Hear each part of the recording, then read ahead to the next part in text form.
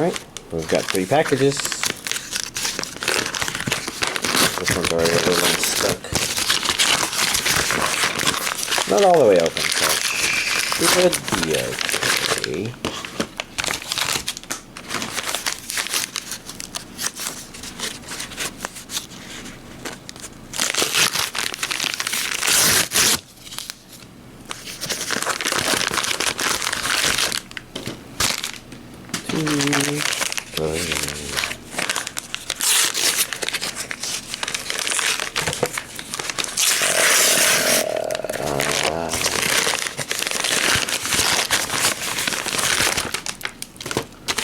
Okay, yeah, some of these are backwards, but we can tell what they are. This one, I'm not immediately sure. Oh, Dark Gathering. Oh, yeah, now I recognize the picture. I'm having trouble recognizing her. This plastic is a little loose. It's not, let's see. Well, this will be fine.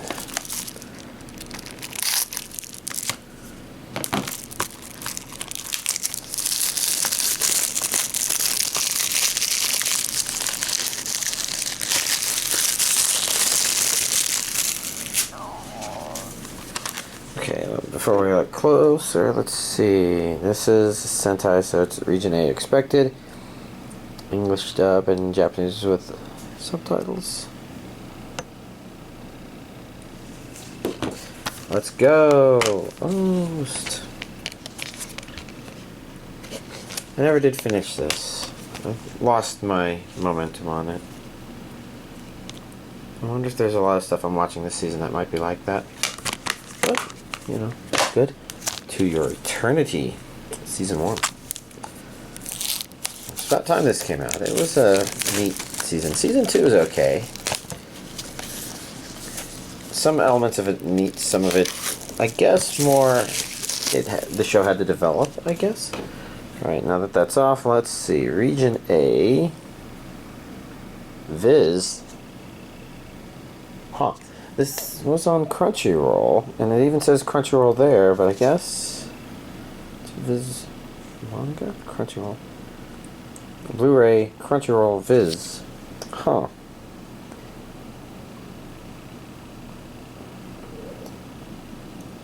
Okay, yeah, there we go. That says English, so this includes the English dub.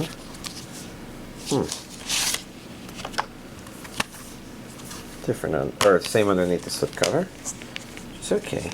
But I guess this isn't an official Viz release because there aren't advertisements for manga, although it is 1 through 7, 8 through 14, 15 through 20.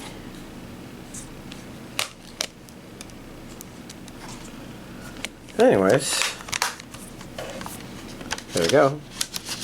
I'm guessing probably the reason why it's taken forever for this to come out is probably because I guess Viz had some licensing or something. Next up we have the Urusei Yatsura OVA series collection on Blu-ray.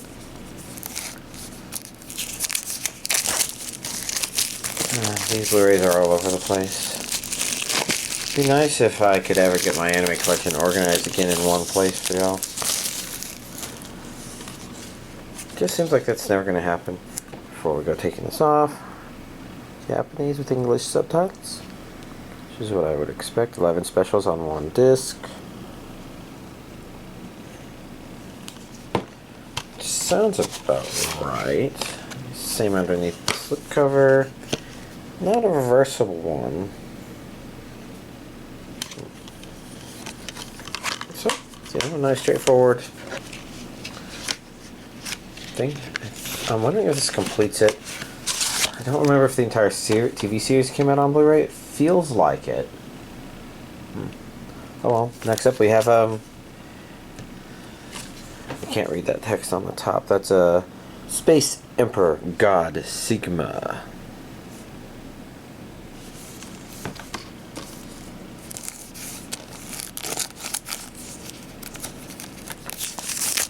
I'm trying to think what Sigma maybe is used. I think people try to use it for something that kind of refers to somebody that really goes off and does their own thing. I think Region A, Japanese with English subtitles. Yeah, up here that says this is SD on Blu-ray. So all 50 episodes in standard definition on Blu-ray. With that said, I don't know if that's just the reason it became popular, or... Huh. It looks slightly Voltron-ish from that angle. Interesting. Yeah, I don't know. I guess I wonder. I could probably look it up. There are things that I just kind of took for granted. So like Omega being the last letter, and so that's why Alpha and Omega, that's the first letter and the last letter. And Delta meaning change. Mazinkaiser. There's more than just Mazinkaiser. This is Mazinkaiser something-izer.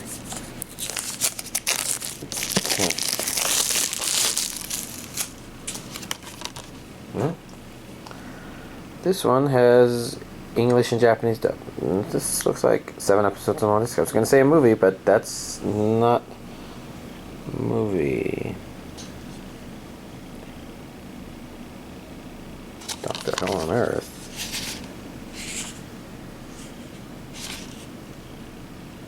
Just as Mazinkaiser, I'm probably going to have to look at the Amazon listing to even get this correct. Fortunately, it's different underneath the slipcover. Always nice when they do that.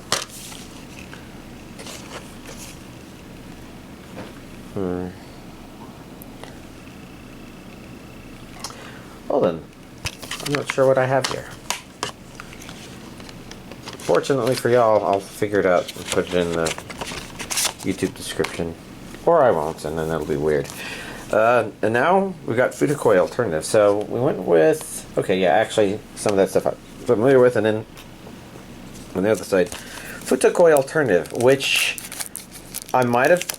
I'm trying to remember how much I mentioned when I opened Futakoi the first season, because the second season is definitely very strange. First season is a very stereotypical rom-com where each girl is actually a pair of twins. But Futakoi Alternative is a bit different. It might as well be a different genre. Remember the main character feeling like a detective, and he's paired up with the twins that were already different enough, but this one is also a very different story. So it's interesting. Well, here it is, finally on home video. It only took me a billion years to finally get it. Better late than never. And last but not least, actually maybe my favorite thing from here is a Magical Girl Lyrical Nanoha A's, which I think I like the first season more. This is the second season, so this is not the A's movie, which I think came out, and I think it's in that pile to my back left. I don't have to necessarily know what that means, but if we look at the back here, we have English dub, we have 13 episodes on one disc, region A. I say the original A's. Now, I've not watched the movie version, so I guess I can't compare too perfectly. And I kind of feel like A's this season was stronger at the beginning. It had notable stuff in it. But I guess something about the ending didn't wow me as much. And I have thoughts on that, but maybe that's kind of spoiler thoughts. For now, though, here's this week's Physical Anime Collection update. Alright, let's go through the list of stuff. Magical Girl and the Evil Lieutenant used to be arch enemies. Episode 4 was okay. Episode 5, I'm trying to remember if that gave enough of a... there was a stinger at this episode enough to feel like I'm super curious about episode 5. But I think what may actually keep me watching it, and maybe this is why I've been able to digest it even though it doesn't feel like it was doing anything too radical. I didn't realize until this week that it was actually 12-minute long episodes, which with opening ending means more like a 10 episode or 10-minute long episode. So, that kind of makes it fall under like the plus-sized elf category in terms of, oh yeah, if I just actually watch that while eating ice cream, then it'll be fine. So I'll probably do that. No Longer Allowed in Another World, episode 4. So for episode 3, did I actually forget that really interesting interaction happened? It was interesting rewatching it too. And then episode 4 was kind of nice. Yeah, I think episode 3 did have that, and I was probably closer to the beginning of the episode, and I was thinking of what happened closer to the end of the episode. But for episode 4, I think we now have a better idea of the show, which is interesting because it means that to a certain degree, I think it fails its 3-episode goal. Because the 4th episode, I think, is what gives you a better idea of what this show is maybe going to be. Well, good stuff. It was an enjoyable 4th episode, I thought. Let's see. Strongest magician in the Demon Lord's army was a human. Episode 6. I'm... Okay, yeah. It's not... as a show, it's not doing anything that really feels like it sticks out too much. Just neat things here and there, and I guess...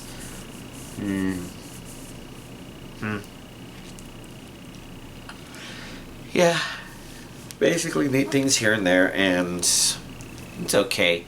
But something about it's not really standing out. Again, if I had anything else I was watching on Wednesdays, probably it'd drop off the radar, but oh well.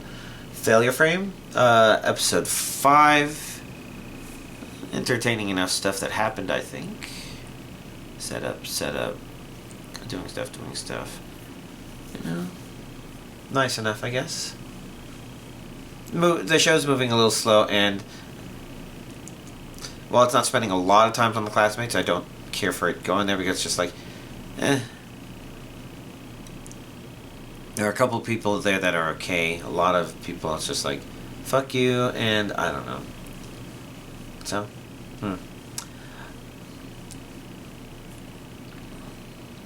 I guess I'm trying to think if anything else about the show is just jumping out to me, but whatever. I'm also mentally blanking more than last week. I Parry Everything, episode 5.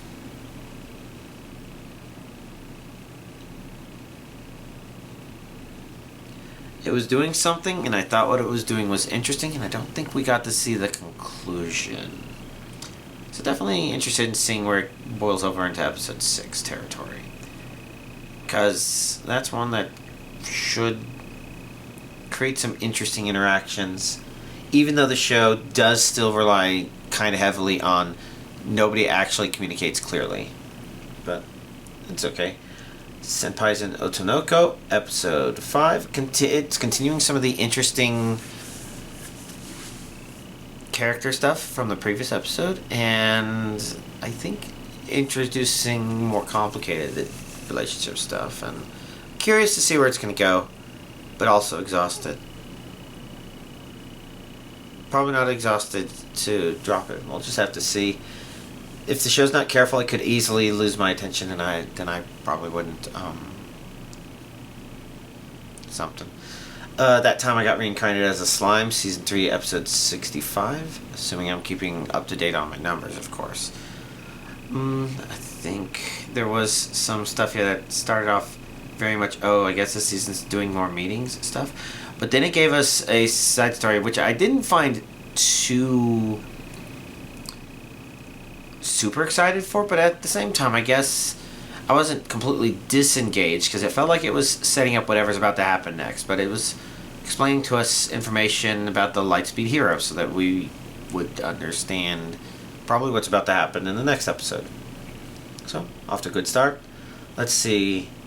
Quality Assurance in Otherworld, episode 5, and Dungeon People, episode 5. I think those got delayed a week. Bye Bye Earth, episode 4. This show continues to do neat things, but at the same time, be a little bit... I don't know if I know the reason for watching this, but something about it still feels a little sticky and intriguing. But that might just be me, and I don't think that's necessarily inherent to the show. Dolly and Bloom, episode 5. It's funny how the show still feels problematic in the same way the previous episode did, where I'm like, there's neat things happening, but I want to see our main character do stuff. And while a little bit of that happened with the knight from the previous episode, and it was actually neat stuff, the unfortunate thing is everything else just more is Dahlia's father and the legacy he left her. I want to see our character I guess, be a little more doing stuff, getting recognized for stuff or something like that. Sakuna of Rice and Ruin, episode 5. An interesting little twist in there, which is based on a Japanese story, but with a really weird Sakuna twist to it. But I don't know. I think the reason I keep watching the show is I like something about the character design and elements of the setup, but I don't care about the characters. It's like they tried to make that one little boy, and maybe he seems a little bit better, but not because he redeemed himself. It like tries to imply that, but the real problem is, you know, I kind of understand him having his desires and goals for the things he wants to do, but it's really hard to appreciate a disgraceful little shit, because, you know, the show's kind of conveniently forgetting about it, but Sakuna's basically taking care of these people. It implies that she's the one making sure they continue to actually be able to eat enough sustenance to actually live, even though it just kind of conveniently ignores that she's doing that. I think they tried to establish that other characters could maybe gather some stuff, but it didn't seem like they would be gathering anything that would be like significantly sustainable. And then to make matters a little worse in that regard, she's also building little huts for some of the characters now. And it's just like, Jesus Christ, she's doing a lot of stuff, and I don't think that her doing a lot of stuff is bad, but I do think it's a problem that some of the characters, like that little boy, just can't be grateful, mindful, respectful. It's really quite unfortunate that the distastefulness of the characters might not be the only thing that holds it back, but oh well. Oh, Shoshimin, How to Become Ordinary, episode 4 finally came out. I think we finally got some more insight into the interesting backstory of the characters, and definitely some curious stuff, but at the same time, I didn't quite do anything with it, but it's a show that kind of is mostly interesting for its somewhat simpler talks and character interactions, I guess. Sorry, got weird hiccups there for a bit. So, I think it's continuing to be good. Elusive Samurai, episode 5.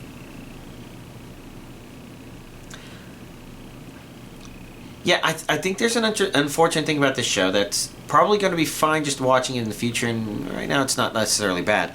But it does... So episode 4 didn't finish the specific arc that was going on there. It had the finishing happening at the beginning of this episode, which might have been fine if the rest of this episode was completely related to that, which it sort of is, but really it's also starting the next step of that arc and ending at key moments, I guess. Sort of stinger moments. Which, unfortunately, I think it does a okay enough job of saying, well, I definitely want to see the next episode, because I feel like this show still has more great stuff to show. But the unfortunate thing about it is that I sort of feel like it's also, I don't know, it almost feels a little manipulative. Like, it doesn't feel like they're shirking on anything else in order to make it do this, but it does feel like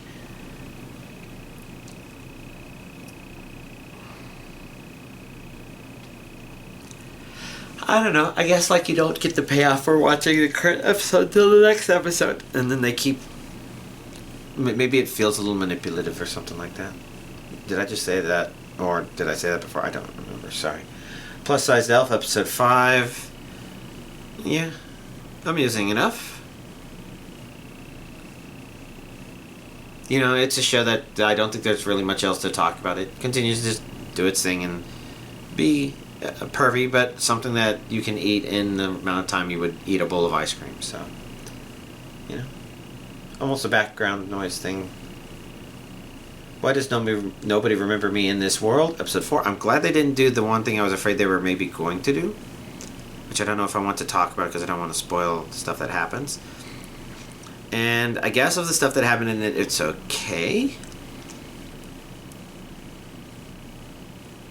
I do appreciate the fact that the show's like, okay, we have to continue moving forward. So it's not feeling like it's completely delaying, but there are definitely elements of it that feels like, I don't know, it's holding something back. Maybe appreciation we would have of the main character, but he did shine in this episode. So in that regard, good enough.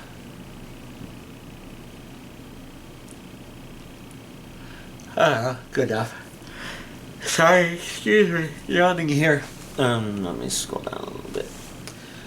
McCain, Too Many Losing Heroines, episode 4. I think it was entertaining. Let's see. What are my exact thoughts on it? I really like the way the characters are interacting. The show does make me a little bit lose energy because the romance stuff is a prominent thing, and it's just kind of exhausting. Sometimes I just don't want to think about it, but it's not bad. It's just, I don't know. Sometimes it's hard for me to watch a show where characters are having a relationship and I can't help but feel, okay, well, good for them, but I guess I wouldn't care enough to put the energy into this. I mentioned that last week with Spice and Wolf about, or maybe that was the week before, where as neat as Holo is, I would not have the energy to tolerate that. But I just don't have much energy these days, so maybe that doesn't mean much, but I still think it's kind of a fun and engaging show. Definitely curious to continue watching it. Atri, episode 4.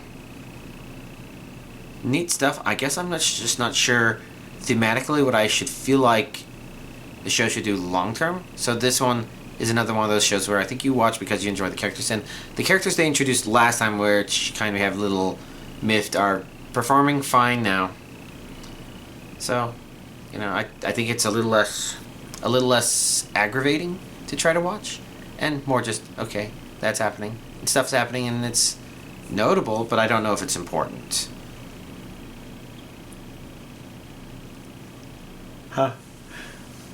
Sorry. So many yawns. A Journey Through Another World, Raising Kids While Adventuring, episode 6. I hope I'm keeping these episodes up to date as I watch them. I guess it's okay. It's same old for this show. I don't think we're getting anything that's like, oh yes, here's why this show is going to blow your mind. Instead, again, you're watching it a little bit more for the cutesy aspects of it. The stinger they had at the end of the last episode, so far has turned out to be a bit of a nothing burger. But it could be setting up for something else to happen interesting in the near future. I'm not too sure how much I care about that, but we'll have to see eventually. And then finally, Wisteria Wand and Sword, episode 4. Which, if there's anything I would say about this episode that was a little off, it's that it ends setting things up to be what we know needs to happen in episode 5 and for the story to continue, but it also feels like it leaves me itching to see it and see an asshole get his comeuppance. But yeah, it was okay. Not as big of a combat thing as the previous 3 episodes, but I feel like it's setting up something impressive because, you know, it'd be really weird if they were able to do that for every episode of this series. And so I kind of appreciate the fact that this one was still interesting even if it didn't do that, and still had some great animation and still some stuff there. But this episode was definitely more, again, setting up whatever's going to happen next. Hopefully in the next episode, or if the next episode doesn't have what this episode presented, it at least does some good lead up to setting that up.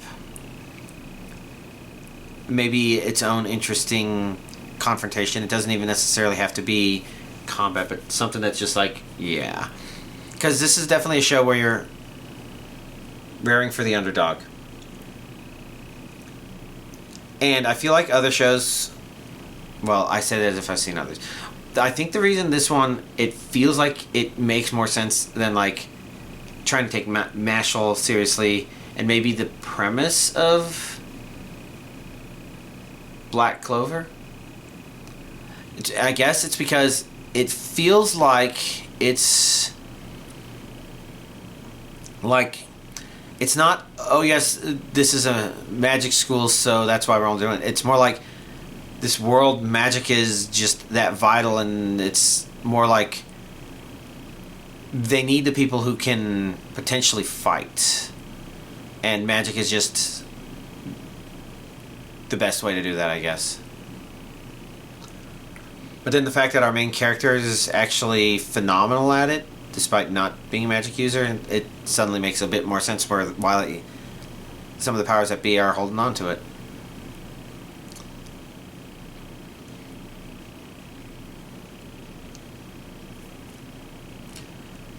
But yeah. Anyways, you may have noticed I didn't talk about Osanubi Adventure and Spice and Wolf episode 19. It looked like the next episodes for both of those got delayed.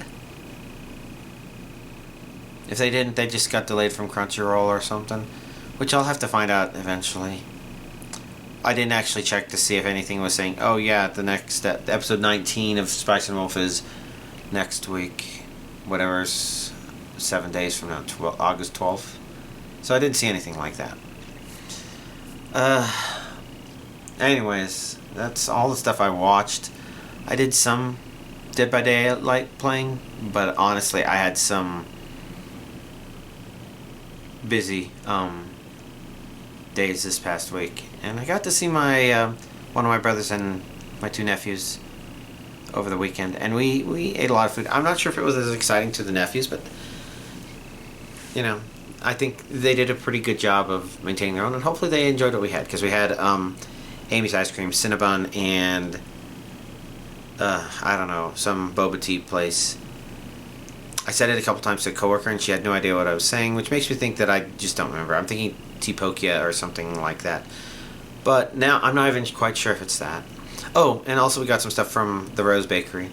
And that's all stuff here in Austin. Some of them might not even be chains. Actually, only one of those is probably not a chain, but the others, you know, it's all good stuff. We had a lot of food. It was all tasty.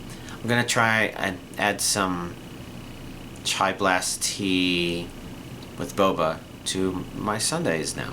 Whenever I go, because I'm in that area for Five Guys Burgers and Fries anyway, so I might as well get some boba tea, especially if it's a milk tea like that. Something very pleasing about it. Beyond that, I guess it has now been officially announced that Five Nights at Freddy's is going to come to Dead by Daylight. It's next year, but it was announced well in advance as part of a celebration for Five Nights at Freddy's 10-year anniversary. So congratulations on them. I think we're all hoping that we'll see Markiplier play this new Five Nights at Freddy game that requires 1,000 hours to beat. I kid. It sounds like he's already played it, but off stream and doesn't like it, and that makes sense. It's a very different game from Five Nights at Freddy's. So it'll be interesting to see what happens, but otherwise tomorrow we're more expecting to learn more about the Castlevania chapter. So, lots of fun stuff. I've enjoyed 2v8 mode. I played a couple times as Nurse, and it's just like, yeah.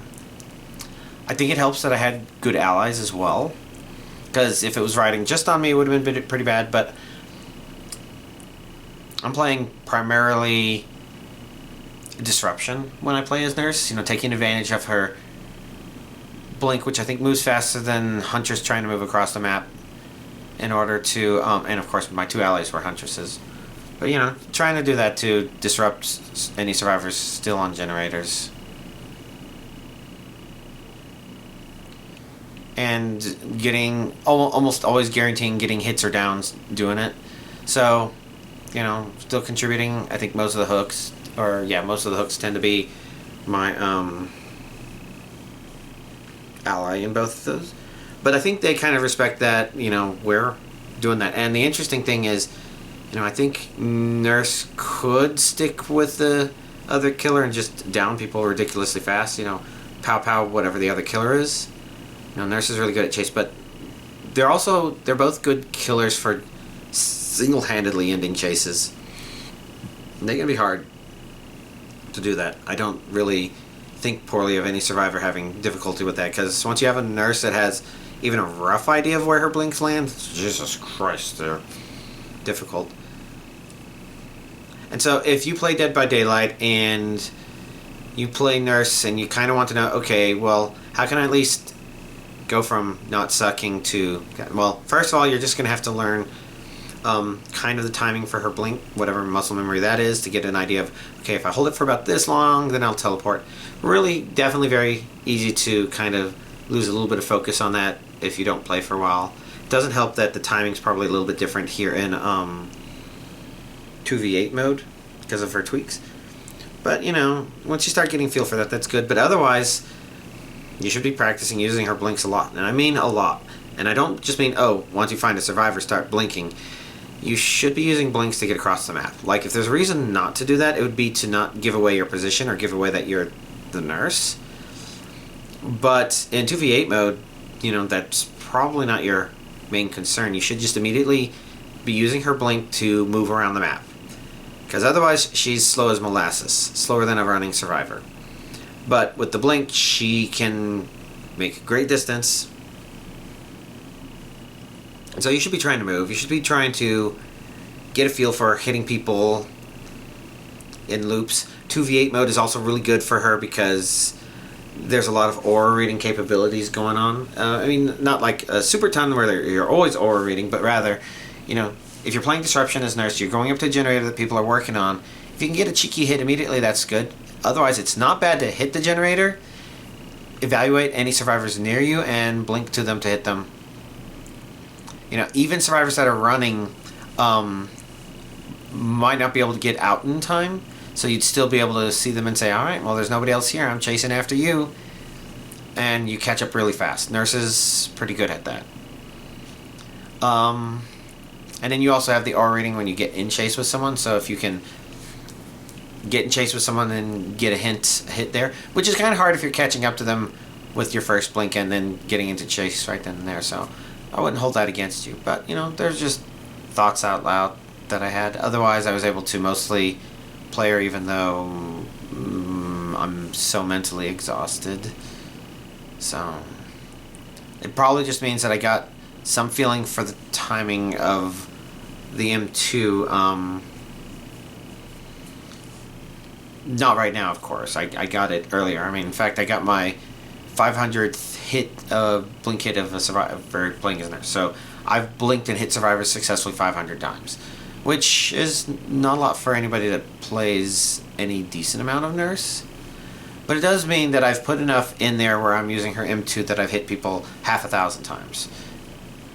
I'm not a Nurse main, so you don't have to worry about that. I'm not going to play her a whole lot, especially outside of 2v8 mode. Huh, I guess I don't know what I would be doing next. Probably not trying to play as Huntress in 2v8 mode. Probably doesn't matter. It ends in a couple days, I'm guessing. I might not have the energy or the time to try to play. And then at that point I'm worrying about... And worry is the wrong word. I'm focusing on preparing for the Castlevania chapter. Fun stuff. Oh well, I think I've been babbling for the past bit of time. So I should probably end this video now. Y'all, have a nice week.